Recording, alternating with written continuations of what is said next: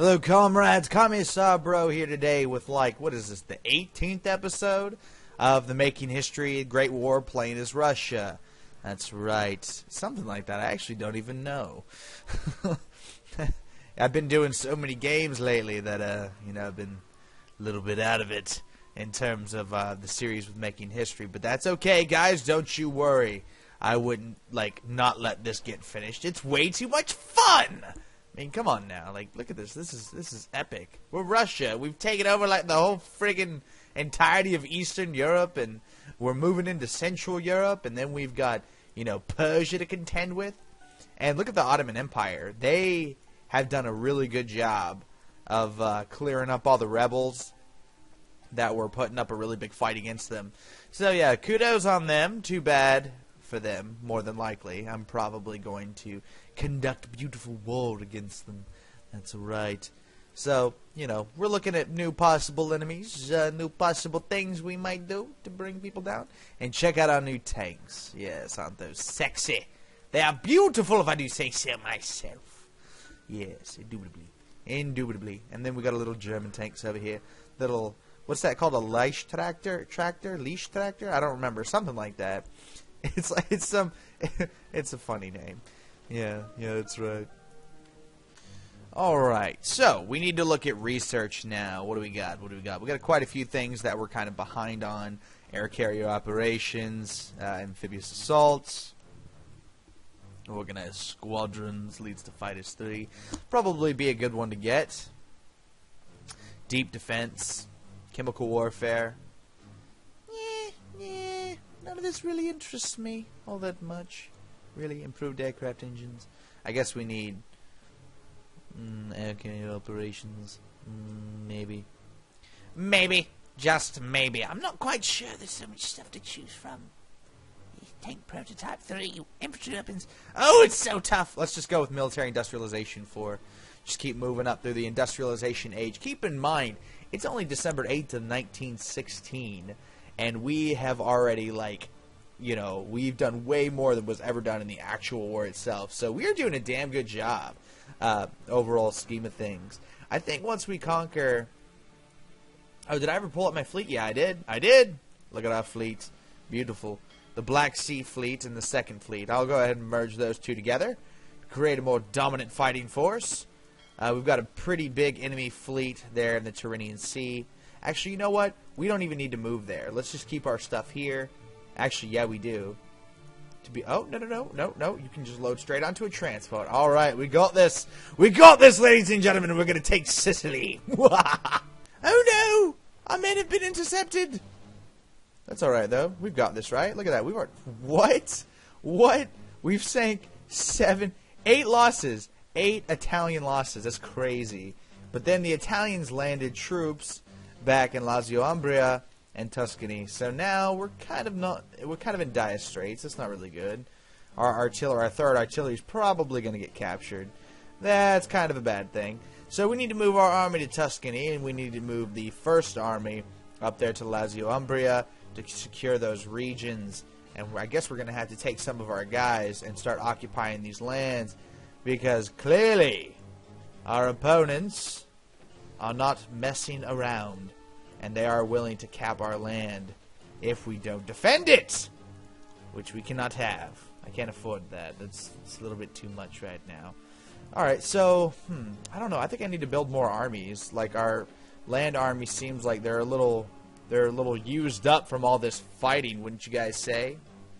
Alright, goody. Our ships managed to fight off the Italian assailants, and now we're going to land the 8th Fleet, which is basically our little army, and we are going to drop them in Sicily and take over the Italian capital.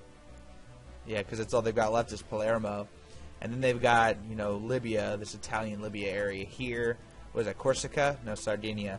I always get those two islands mixed up. Easy enough, right? Alright, so we'll do that. Yes, everything's looking good. The war's going about as well as you would expect it to. The favor is in our favor. Sorry. I'm not 100% here right now, am I? I think we should take some of these assault guns and send them down to cars. Yeah, it'll take about 5 turns, but I think that might be a good way to prepare for fighting against the Persians. You know what? I think it's time to go ahead and declare war on the Persians. What do you guys think? You know, we got nothing going on. Oh, look, but actually me and Persia have really good relations. Maybe, okay, if I grant them military access, that'll rise it a little bit, so they like me more. Maybe we can get an alliance with these guys. And I'm thinking, let's break the alliance with the Allies. I'm kind of tired of it. I'm over the Allies. I'm over them. What do you guys think? Yeah, I'm just gonna leave the alliance. Bye, guys. It's been real. Had a great time with you and whatnot. Had fun, as it were. But now it's time to move on to greener pastures. So let's see.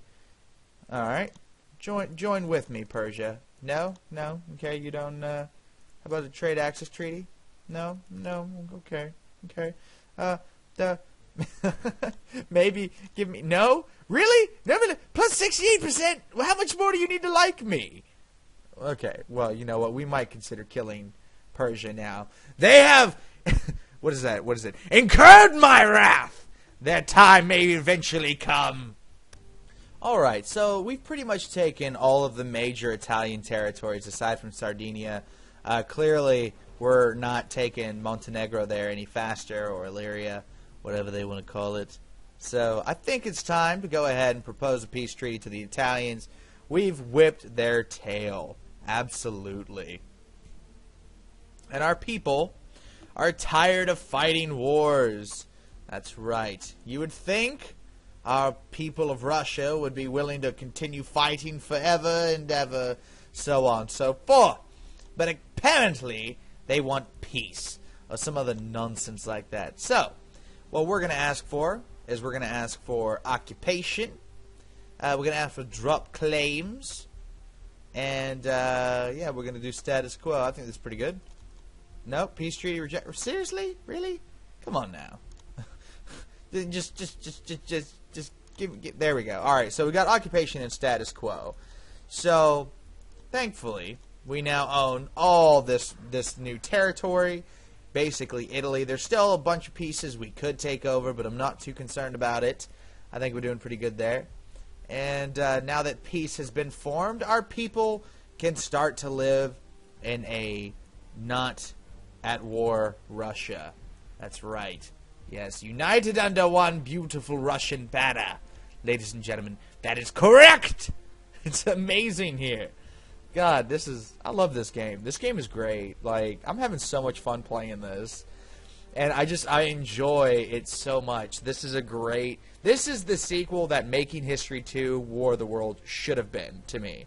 And how it was not. I don't know. Maybe it's just me. Maybe I'm the only person who didn't really like that one. But, that game, I don't know, it just didn't feel like Making History. It felt like kind of a, you know, they were trying to make it too much like Hearts of Iron, yet they had less resources than Paradox Interactive. And they ended up making something that just wasn't. It just wasn't, you know, I don't know, I didn't like it. I didn't like it. At the end of the day, I didn't like it. But this, I love this. This is great. This is absolutely phenomenal. And the developers, Muzzy Lane Software, should really give themselves a pat on the back for this one, because I really, really like this game. And it's just a lot of fun. It's a lot of fun to just sit here and play it and, you know, conquer the world. And, you know, any country can pretty much succeed. It's not just a case that I'm playing as Russia. I probably have it a little bit easier because I have way more land and way more resources that I can tap into right at the beginning. But see, that's the thing. Any country, arguably, could be the most powerful in the world because, you know, you've got prospecting where you can get more resources and expand and so on. So there's no excuse that, oh, well, my country's capped out and I can't expand anymore. So this game could literally go on forever until someone conquers the entirety of the map. And that's just great. Like, that's awesome. That it definitely improved over the first one. That was probably the biggest drawback of the first Making History, in my opinion. And the one that makes it a game that you can't just keep playing, because eventually it will, like, you can keep playing new games and whatnot and try out the mods, but you can't keep playing the same games over and over and over, because it gets really boring after a while, because there's only so far you can go as a country. You can't really go indefinitely like you can in Superpower 2 or something like that. So yeah, this is a huge improvement, and I love it. I love this game. I'll probably do a few more episodes after this, but we're getting towards the end of this series, I think. I mean, we've conquered so much land.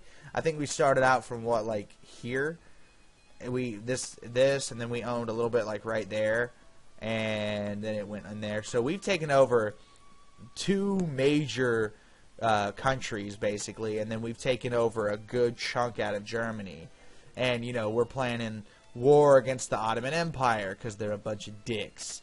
So why not? But anyway, this has been Commissar Bro. Thank you so much for watching. I hope you've been enjoying this series.